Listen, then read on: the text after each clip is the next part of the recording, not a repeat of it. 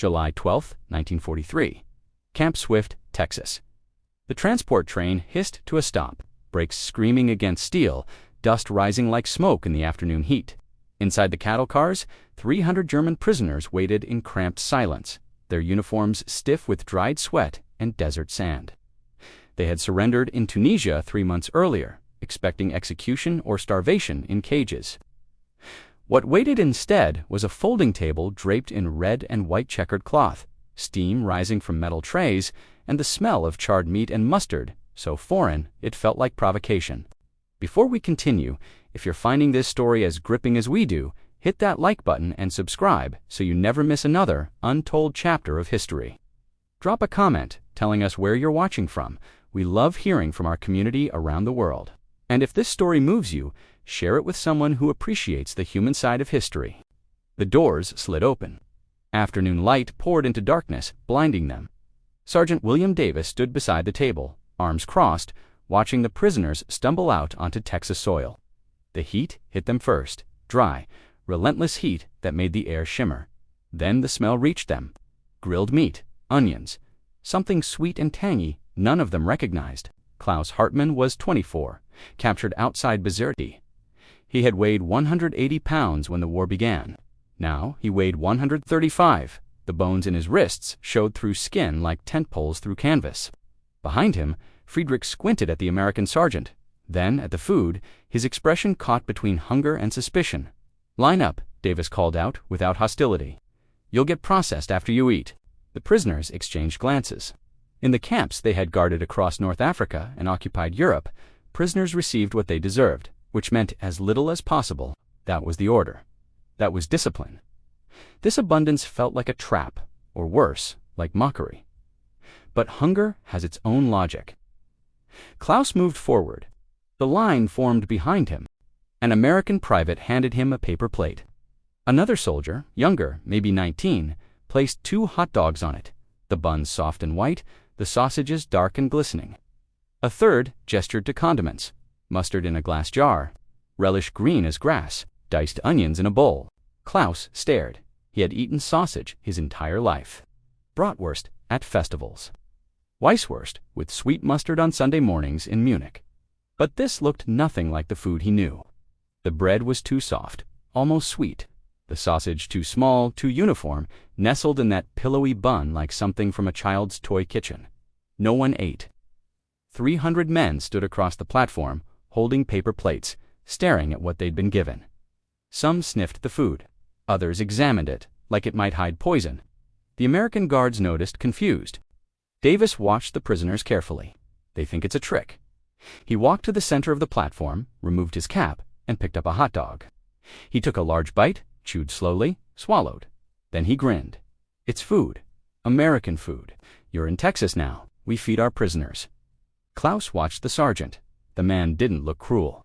He didn't look like the propaganda posters. He looked tired. He looked like someone who wanted to finish his shift and go home. Slowly, Klaus raised the hot dog to his mouth and bit down. The first thing he tasted was the mustard, sharp, tangy, artificial in a way that shocked him.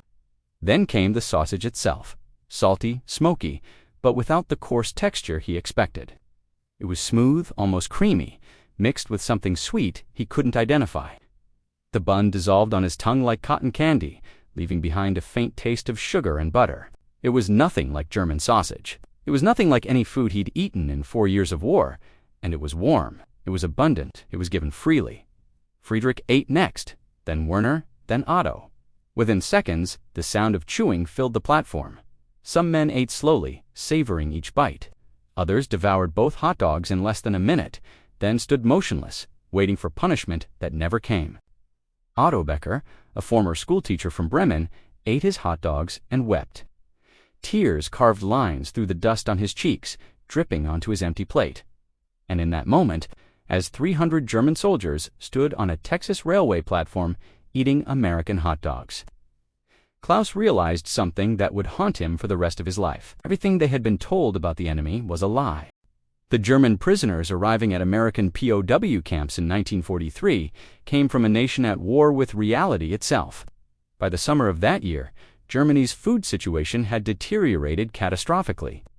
Daily rations for Wehrmacht soldiers on the Eastern Front had dropped to 1,800 calories, barely enough for survival, let alone combat. In North Africa, where Klaus had fought, conditions were even worse. The contrast with American abundance was staggering. In 1943, the United States produced over 60 million tons of food for military consumption alone. American soldiers received 4,000 calories per day, more than twice what their German counterparts got. The U.S. military employed 40,000 trained cooks and operated bakeries that produced 12 million loaves of bread daily. Camp Swift, where Klaus and his fellow prisoners arrived, was one of over 500 POW camps established across the United States during World War II. At its peak, the American mainland would hold more than 400,000 German prisoners. The camps were built quickly, prefabricated wooden barracks with screened windows, electric lighting, running water. Basic by American standards, luxurious compared to what most German soldiers had experienced in the field. But it wasn't the infrastructure that broke the prisoners. It was the food. Klaus found his bunk in Barrack 7 and sat down slowly. Around him, men whispered in German, their voices low and uncertain. "It's propaganda," someone said. "They're fattening us up for something." "Or maybe," Friedrich said quietly, "maybe this is just how they do things here." No one responded. The idea was too strange to process. They had been told Americans were soft, decadent, incapable of real sacrifice. They had been told the enemy was culturally inferior, obsessed with material comfort, lacking the discipline that made a true soldier. But, if that was true, why were they the defeated, the captured, being treated better than they had treated anyone during their own victories? That evening, the dinner bell rang across Camp Swift. The prisoners filed into the mess hall, still uncertain, still watching for the trap. They picked up metal trays and moved through the serving line. Roast chicken, mashed potatoes with butter melting into valleys, green beans, white bread, soft and warm, apple pie for dessert, the crust golden, the filling still steaming. Klaus sat at a long table with Friedrich and Werner. He looked at his tray. He looked at the Americans eating at nearby tables, their trays identical to his own. He looked at the serving line where cooks were already preparing seconds for anyone who wanted more. "I don't understand," Werner whispered. Klaus picked up his fork and began to eat. The chicken fell apart at the touch, tender and seasoned with herbs he couldn't name. The potatoes were creamy, rich with butter and milk. The bread dissolved like the hot dog buns had, leaving sweetness behind. Halfway through the meal, he set down his fork and pressed his palms against his eyes. Friedrich glanced over, but said nothing. What was there to say? They had been hungry for so long. They had been cold, afraid, waiting to die. And now they sat in a mess hall in Texas, eating roast chicken and apple pie. Treated not like animals or enemies, but like men who deserved to eat. The propaganda they'd been fed about American cruelty dissolved with every bite. By August, the prisoners had settled into routine.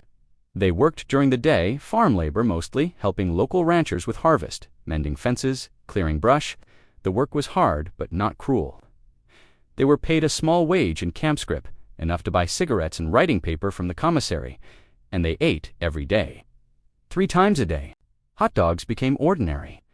That was perhaps the strangest part. What had shocked them in July felt normal by autumn. Klaus found himself looking forward to hot dog days, especially when the cooks added chili, a spicy bean-heavy topping that burned going down, but left him satisfied. "It's the damn mustard," Otto said one afternoon. "I think they put something in the mustard." "Like what?" Werner asked. "Something that makes you forget." "Forget what?" Otto was quiet for a long moment. "Forget why we're supposed to hate them." No one argued the hatred they'd carried, the propaganda, the rhetoric. The certainty that they were superior had been dismantled not through speeches or re-education, but through something simpler, consistent decency. The numbers told part of the story. Between 1942 and 1945, the United States spent over $1 billion feeding German prisoners of war. Each prisoner received approximately 3,000 calories per day, in compliance with the Geneva Convention, but American camps routinely exceeded those requirements.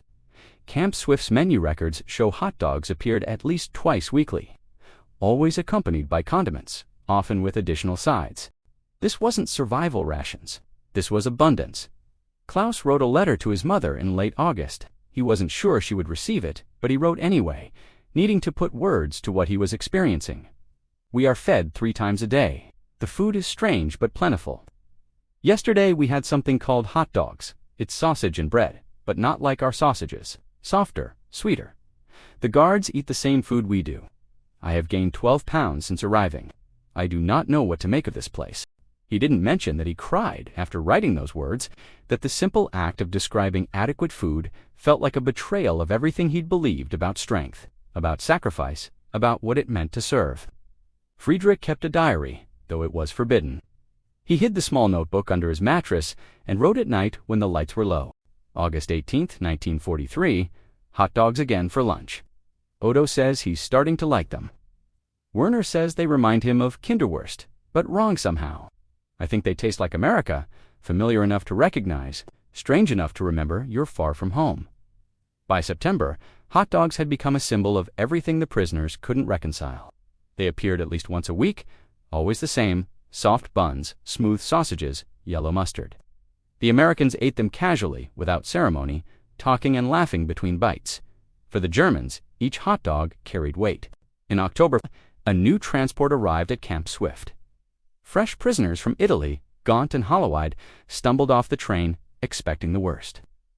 Klaus and the others watched as Sergeant Davis set up the same folding table, the same red and white checkered cloth, the same trays of hot dogs steaming in the afternoon heat.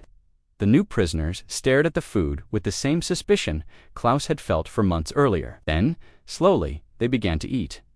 Klaus turned away. He walked back to his bunk and sat down, his hands trembling. Friedrich found him there 20 minutes later. "You all right?" "I'm remembering how it felt that first day, and I'm realizing how much has changed." The men who had arrived in July were not the same men who lived in Camp Swift in October. They looked healthier, weight restored, color returned to their faces. But the change went deeper than that. They had been soldiers of a regime that promised strength through brutality. They had believed that mercy was weakness, that compassion had no place in war, that the enemy deserved nothing but defeat. Then they had been captured. And instead of the cruelty they expected, they found hot dogs on paper plates, clean barracks, 3 meals a day. Guards who joked with them during work breaks, Americans who treated them like prisoners, yes, but also like men. The cognitive dissonance was almost unbearable. By November, Camp Swift held over 4,000 German prisoners. Most worked on surrounding farms, helping bring in the cotton harvest. The local farmers, many of them German immigrants themselves, treated the prisoners with wary curiosity. Some spoke German, fragments of dialects their grandparents had brought from the old country. They gave the prisoners cold water during breaks, sandwiches wrapped in wax paper, and occasionally they invited prisoners to Sunday dinners. Klaus was chosen for such an invitation in late November. He and 3 others were driven to a farm where a family named Schneider lived, 3rd generation, Texans whose grandparents had immigrated from Bavaria. Mrs. Schneider cooked Sauerbraten and Spätzle. She baked apple strudel for dessert. But before the main meal, she served hot dogs. "American tradition," Mr. Schneider explained in accented German. "We do this every Sunday. The children love them." Klaus took the hot dog and stared at it. 6 months ago, this would have been shocking. Now it felt almost normal. He ate slowly, watching the Schneider children play in the yard. "You're a long way from home," Mr. Schneider said quietly. "Yes, sir. Do you miss it?" Klaus considered the question. He missed his mother. He missed the streets of Munich, the beer gardens. But did he miss the Germany he'd left? The parades, the uniforms, the certainty that they were building something glorious. "I miss parts of it," he said finally. Mr. Schneider nodded. He seemed to understand what Klaus wasn't saying. After dinner, driving back to camp, Klaus sat in silence, watching the Texas landscape roll past. He thought about hot dogs, about how something so simple had become a symbol of everything he'd lost and everything he was learning. The hot dog was American in a way he was still trying to understand. It was unpretentious, abundant, given freely. It didn't demand reverence. It didn't require you to prove yourself worthy. It simply was food for whoever was hungry. That generosity, that casual abundance, felt revolutionary to men, raised on rhetoric about scarcity, about hierarchies of deserving, about who earned the right to eat and who did not. December brought cold to Texas. The prisoners received wool blankets and warmer coats. Hot dogs remained on the weekly menu, now accompanied by chile. On Christmas Eve, the camp held a special dinner: roast turkey, stuffing, mashed potatoes, pumpkin pie. The guards ate with the prisoners, tables mixed together, and someone brought a radio for Christmas carols. Klaus sat next to Sergeant Davis. Neither spoke for a long time. Then Davis set down his fork. "You know, I can't figure out how we ended up here, you and me, sitting at the same table. 6 months ago, we were trying to kill each other." Klaus had no answer. The question was too large. "I think," Klaus said slowly, "I think maybe we were lied to about many things." Davis nodded. "Yeah, I think that's probably true." Later, walking back to the barracks under a sky dense with stars, Klaus thought about hot dogs again. Not the food itself, but what it represented. A kind of American optimism. A belief that things could be simple, that feeding someone didn't require complicated justification. In Germany, everything had required justification. Every privilege had to be earned, every comfort defended. There was always a reason, always a hierarchy, always someone deciding who deserved what. Here, the logic was simpler. You're hungry? Here's food. You're a prisoner, but you're also a person, and persons deserve basic decency. It was almost unbearably American. The war in Europe ended in May 1945. The prisoners would remain in Texas for months, waiting for repatriation. Some would stay more than a year. During that time, Camp Swift continued as it had work details. 3 meals a day and hot dogs. Always hot dogs. In June 1945, on a day so hot the air shimmered, Klaus stood in line at the mess hall. The menu board listed hot dogs with chili. He took his tray and found a seat. The hot dog looked the same as it had 2 years earlier. Same soft bun, same smooth sausage, same yellow mustard. But when Klaus bit into it, he tasted something different. Not the food itself, but what it meant. This hot dog, like all the others, represented a choice. The Americans had chosen to feed their prisoners adequately. They had chosen decency over cruelty, abundance over deprivation. They could have done otherwise. The Geneva Convention set minimum standards, but Camp Swift exceeded them consistently. That choice, that simple, repeated choice to treat prisoners like human beings, had accomplished what no propaganda could have achieved. It had made Klaus question everything he'd believed about strength, about power, about what made a nation great. A nation that fed its enemies hot dogs, he thought, was either remarkably foolish or remarkably confident. Perhaps the confidence came from not needing cruelty to prove superiority. He finished his hot dog and went back for seconds. The cook smiled and added extra chili. Klaus returned to Germany in 1946 with a duffel bag, a few photos from Camp Swift, and memories he never fully shared. Munich was rubble. He worked as a translator for U.S. forces. He couldn't explain that he'd been treated well, fed, even played baseball. Years later, an American-style hot dog in Munich carried him back to Texas, to heat, dust, and doubt replacing certainty. The hot dog became his quiet symbol of mercy, power, and unexpected humanity in a changing world forever.